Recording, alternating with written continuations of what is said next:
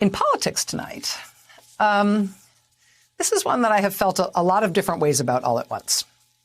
It's either the biggest story in the political world or the littlest tempest in a teapot, depending on whether you feel like the Republican Party right now is just having its usual periodic moral convulsions, or whether you think they're going through something more existentially serious, both for them as a political party, but also for us as a two-party democracy. Regardless, whether or not you think this is something that will fade, or whether this will be a benchmark in history, I have to tell you tonight, Washington and the whole political world and the whole political news media for sure is absolutely riveted to this story, which we're also going to see play out over the next 24 hours now, in which the Republican Party is ousting one of its leaders for the grave crime of condemning the violent January 6th attack on the U.S. Capitol by Trump supporters, for the even more egregious crime of noting the truth that that attack was born out of a lie that the Republican Party should maybe stop telling its constituents, this lie that somehow it was election fraud that put President Biden in the White House, and former President Trump should be seen as a victim of that fraud who needs to be avenged, who should be returned to office because of something wrong with the 2020 election, when in fact there was nothing wrong with the 2020 election. Wyoming Republican Congresswoman Liz Cheney is the third most senior Republican in Congress. She is due to be ousted from that leadership job tomorrow because she refuses to go along with that now foundational lie of the Trump-era Republican Party. But again, your mileage may vary on this story, right? Before this year, before this scandal, I would venture a guess that 99% of us had no idea who was the number 3 Republican in House leadership. Is it that important a job, right? Is the turnover of a person to a different person in that job really all that big a news? Maybe not in the abstract. But in this case, the reason that she is being forced out of that job, it absolutely is big news. If this is effectively our public notification of the new rules by which all Republicans have to behave, or else.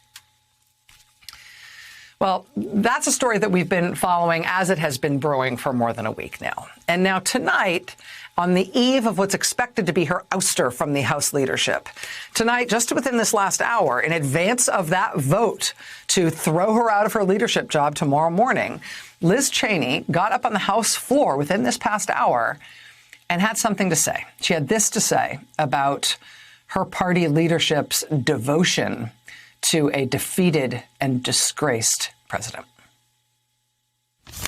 Today, we face a threat America has never seen before. A former president who provoked a violent attack on this Capitol in an effort to steal the election has resumed his aggressive effort to convince Americans that the election was stolen from him. He risks inciting further violence. Millions of Americans have been misled by the former president. They have heard only his words, but not the truth, as he continues to undermine our democratic process, sowing seeds of doubt about whether democracy really works at all. I am a conservative Republican, and the most conservative of conservative principles is reverence for the rule of law. The Electoral College has voted. More than 60 state and federal courts, including multiple judges the former president appointed, have rejected his claims. The Trump Department of Justice investigated the former president's claims of widespread fraud and found no evidence to support them. The election is over. That is the rule of law. That is our constitutional process. Those who refuse to accept the rulings of our courts are at war with the Constitution. Our duty is clear. Every one of us who has sworn the oath must act to prevent the unraveling of our democracy. This is not about policy. This is not about partisanship. This is about our duty as Americans. Remaining silent and ignoring the lie emboldens the liar. I will not participate in that. I will not sit back and watch in silence while others lead our party down a path that abandons the rule of law and joins the former president's crusade to undermine our democracy. We must speak the truth. Our election was not stolen, and America has not failed. We must love America so much that we will never yield in her defense. That is our duty. Thank you. On the eve of a vote that is expected to force her out of her leadership job in the Republican Party, Wyoming Congresswoman Liz Cheney, the daughter, of course, of former Vice President Dick Cheney, speaking on the House floor just within the past few minutes. And a remarkable statement.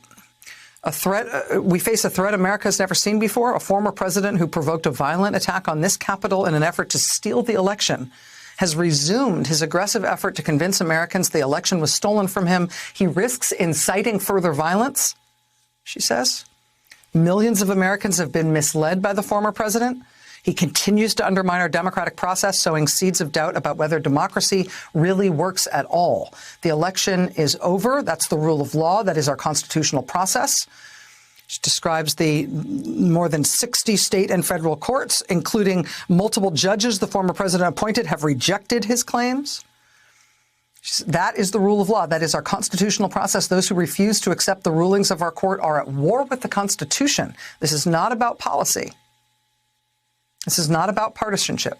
This is about our duty as Americans. Remaining silent and ignoring the lie emboldens the liar.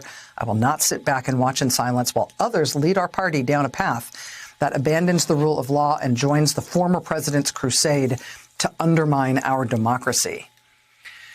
Liz Cheney not going quietly as they throw her out of her leadership role. Unless they're going to vote to expel her out of Congress, she's still going to be the congresswoman from Wyoming, whether or not she still has a leadership role in name in the Republican Party. She's effectively claiming a leadership role in the Republican Party outside the formal party leadership, which apparently requires fealty to this lie about the election and fealty to the former president, no matter how outlandish his claims, in order to be a nominal leader in the party. And it's a bit of a fascinating thing to watch, because this has been the chronicle of a political death foretold, right? As soon as we knew that Liz Cheney was teetering in terms of her Republican leadership post in Washington, it seemed like almost an inevitable conclusion that she will be voted out, that there is nothing that can save her. This is the way the Republican Party works right now. You cross Donald Trump, you are seen as an enemy of Trump, and you're politically over. And so it was just a question of how long it was going to take, and how Liz Cheney would comport herself while she awaited her inevitable fate. It does seem like she is planning on being loud about it. Hey, thanks for watching our YouTube channel. You should know that you can follow today's top stories and breaking news and catch up on your favorite MSNBC shows all in one place. Download the NBC News app today.